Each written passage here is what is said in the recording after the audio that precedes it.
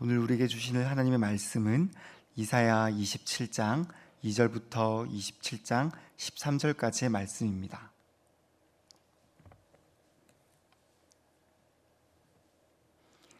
함께 읽겠습니다. 그날에 너희는 아름다운 포도원을 두고 노래를 부를지어다. 나 여호와는 포도원 지기가 되며 때때로 물을 주며 밤낮으로 간수하여 아무든지 이를 해치지 못하게 하리로다.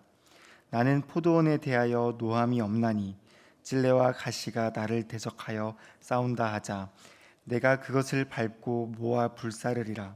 그리하지 아니하며 내 힘을 의지하고 나와 화친하며 나와 화친할 것이니라. 후일에는 야곱의 뿌리가 박히며 이스라엘의 움이 돋고 꽃이 필 것이라. 그들이 그 결실로 지면을 채우리로다. 주께서 그 백성을 치셨던들 그 백성을 친 자들을 치심과 같았겠으며 백성이 죽임을 당하였던들 백성을 죽인 자가 죽임을 당함과 같았겠느냐. 주께서 백성을 적당하게 견책하사 쫓아내실 때에 동풍 부는 날에 폭풍으로 그들을 옮기셨느니라. 야곱의 불의가 속함을 얻으며 그의 죄 없이함을 판들 결과는 이로 말미암나니 곧 그가 제단의 모든 돌을 부서진 횃돌 같게 하며 아세라와 태양상이 다시 서지 못하게 함에 있는 것이라. 대저 견고한 성읍은 적막하고 거처가 황무하며 버림받아 광야와 같은즉 송아지가 거기에서 먹고 거기에 누우며 그 나무가지를 먹이 없이 하리라. 가지가 마르면 꺾이나니 여인들이 와서 그것을 불사를 것이라. 백성이 지각이 없으므로 그들을 지으시니가 불쌍히 여기지 아니하시며 그들을 조성하신 이가 은혜를 베풀지 아니하시리라. 너희 이스라엘 자손들아, 그날에 여호와께서 창해라는 하수에서부터 애굽 시내까지 과실을 떠는 것 같이 너희를 하나하나 모으시리라. 그날에 큰 나팔을 불리니 아수르 땅에서 멸망하는 자들과 애굽 땅으로 쫓겨난 자들이 돌아와서 예루살렘 성산에서 여호와께 예배하리라. 아멘. 변화된 포도원이란 제목으로 말씀 나누고자 합니다. 오늘 본문은 24장에서 27장에 기록된 노래 중에 마지막 노래입니다. 2절 말씀, 그날에 너희는 아름다운 포도원을 두고 노래를 부를지어다. 그런데 여러분, 우리는 노래에 나타난 이 포도원을 알고 있습니다. 이 포도원은 이사야 5장에서 들포도를 맺었던 포도원입니다. 하나님께서 실망한 포도원이요 가시와 찔레를 낸 포도원이죠. 그런데 오늘 본문은 아름다운 포도원이라고 말합니다. 그리고 하나님께서 이 포도원을 지키고 보호하신다라고 말씀합니다. 어떻게 된 것일까요? 저는 처음 말씀을 묵상할 때 하나님께서 변덕을 부리시는 것인가 라고 생각했습니다. 아니면 이스라엘이 이제는 좋은 포도를 맺도록 변화되었는가, 달라졌는가 라고 생각했습니다. 하지만 둘 다 아니었습니다. 이스라엘이 더 나은 존재가 된 것도 아니고 하나님께서 변덕을 부리는 것도 아니었습니다. 오히려 하나님은 본문을 통해 너희를 변화시킬 수 있는 구원자는 바로 나다라고 말하고 있는 것입니다. 그러면 어떻게 이렇게 들포도를 맺었던 포도원이 아름다운 포도원을 맺게 되었을까요? 5장에 기록된 포도원의 노래와 이 본문의 포도원의 노래의 차이가 무엇입니까? 우리를 향한 하나님의 뜻은 무엇일까요? 먼저 포도원이 변화된 이유는 인간 중심에서 하나님 중심으로 바뀌었기 때문입니다.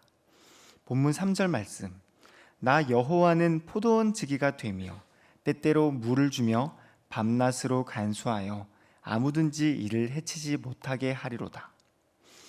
5장에 나타난 포도원은 인간이 스스로 열매를 맺으려 했습니다. 하나님 없이 스스로 구원하려 했고 스스로 살아갈 수 있을 것이라고 말했습니다. 그러자 결국 먹지 못할 들포도를 맺었고 공의와 정의가 상실된 삶을 살게 되었습니다. 하지만 오늘 본문에 나타난 포도원은 다릅니다. 인간 중심의 포도원이 아니라 하나님께서 물을 주며 밤낮으로 지키시는 하나님 중심의 포도원을 말하고 있습니다. 이때 우리가 할 수 있는 일은 없습니다. 물을 주는 이도 기르시는 이도 하나님이십니다. 이 모든 것은 하나님의 주권적인 은혜입니다. 그래서 포도원이 아름다워진 것입니다. 본문 6절 말씀. 후일에는 야곱의 뿌리가 박히며 이스라엘의 움이 돋고 꽃이 필 것이라. 그들이 그 결실로 지면을 채우리로다. 여러분, 이처럼 우리는 스스로 아름다워질 수도, 스스로 구원을 얻을 수도, 스스로 열매를 맺을 수도 없습니다. 우리의 노력으로는 먹지 못할 들포도밖에 내지 못하는 것이죠. 하지만 하나님의 은혜라면 달라집니다. 적당한 햇빛과 촉촉한 단비는 포도원을 윤택하게 만들고 찔레와 가시로부터의 보호가 있어서 상처 하나 없는 특산품이 되는 것입니다. 성도 여러분, 이 새벽에 하나님이 우리를 지키신다라고 말씀합니다. 아무든지 우리를 해치지 못하게 만들고 물을 주며 밤낮으로 지킨다라고 말씀합니다. 이것을 믿으시기를 바랍니다. 이 말씀은 우리를 향한 하나님의 사랑과 돌봄의 약속입니다. 두 번째로 포도원이 변화된 이유는 하나님의 진노가 달랐기 때문입니다. 7절부터 8절 말씀. 주께서 그 백성을 치셨던들 그 백성을 친 자들을 치심과 같았겠으며 백성이 죽임을 당하였던들 백성을 죽인 자가 죽임을 당함과 같았겠느냐. 주께서 백성을 적당하게 견책하사 쫓아내실 때에 동풍 부는 아래 폭풍으로 그들을 옮기셨느니라. 자기 백성을 향한 하나님의 진노는 대적을 향한 진노와 달랐습니다. 자기 백성을 향한 진노는 완전한 멸망이 아니라 잘못을 뉘우치고 하나님께 돌아오게 하기 위함이었습니다. 그렇기 때문에 어느 정도 계량된 고난을 주셨고 그것을 다 받고 나면 하나님의 돌봄을 받을 수 있었습니다. 어릴 적 벽을 보고 손을 들라고 말하는 부모님의 벌을 받은 적이 있습니다. 그때는 팔이 아프고 평생 손을 들어야 할 것만 같았던 두려움이 생겼죠.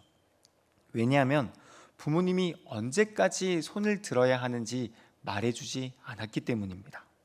하지만 그 벌은 저녁 먹기 전까지였고 눈물 흘리며 따뜻한 고봉밥을 먹었던 기억이 있습니다. 여러분, 마찬가지입니다. 하나님은 우리가 평생 벌 받기를 원치 않으십니다.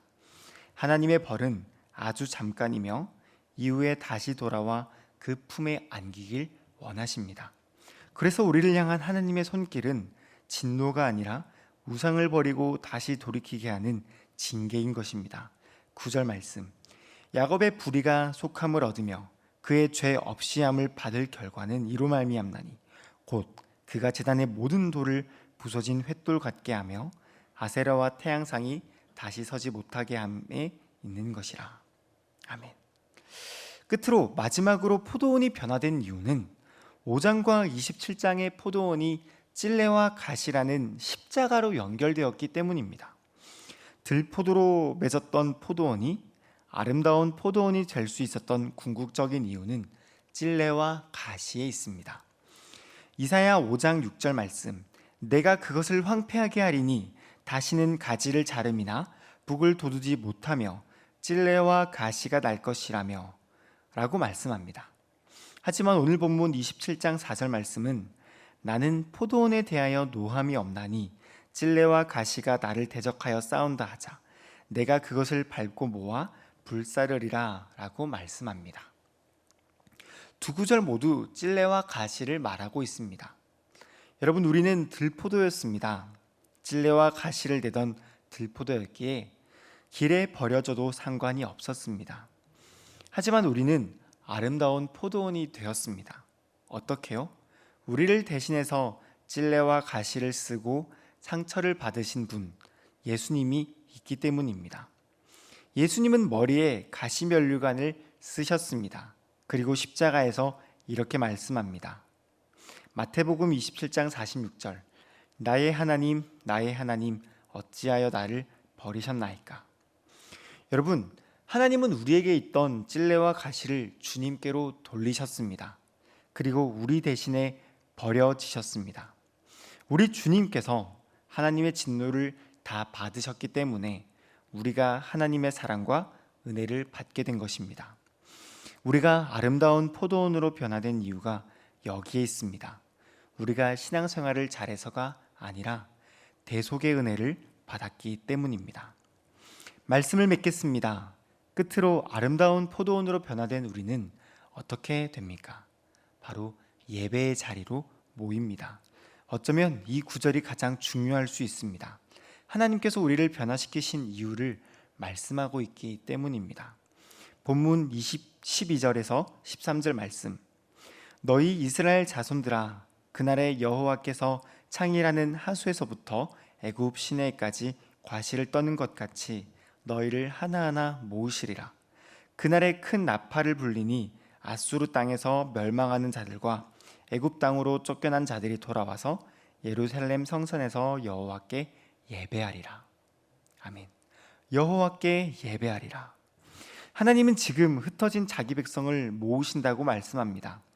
심지어 단순히 무더기로 모으는 것이 아니라 하나하나 부르십니다. 여러분, 하나님이 여러분들의 이름을 한 사람 한 사람 부르며 모으십니다. 하나님은 결코 여러분들의 이름을 모르지 않습니다. 이를 위해 아름다운 포도원으로 변화시키셨고 우리를 징계하셨으며 찔레와 가시를 그리스도께로 돌리셨습니다. 우리가 이 자리에 앉아 예배하는 것, 우리가 함께 모여 있는 것, 모두 예수님의 은혜로 변화시키시는 하나님의 사랑일 줄 믿습니다. 그렇게 우리를 끝까지 포기하지 않고 구원하시는 하나님을 신뢰하길 바랍니다. 아름다운 포도원이 되어 하나님이 부르시는 성도가 되어 하나님을 향한 예배를 드리며 살아가길 소망합니다. 결국 우리를 향한 하나님의 구원은 흩어졌던 우리를 부르시고 모으셔서 예배를 통한 교제와 연합에 있습니다. 기도하겠습니다. 하나님, 우리를 사랑하셔서 아름다운 포도원으로 변화시키심에 감사드립니다. 우리의 아름다움이 하나님으로부터 왔으니 우리의 예배와 찬양으로 아름다운 영광을 받아 주옵소서. 우리를 남달리 구별하여 사랑으로 다루신 은혜에 감사를 드립니다. 고난 중에도 변치 않는 하나님을 바라보는 믿음과 용기를 가지게 하여 주옵소서. 우리의 맞이가 되시며 참된 포도나무이신 예수님의 이름으로 기도드립니다. 아멘.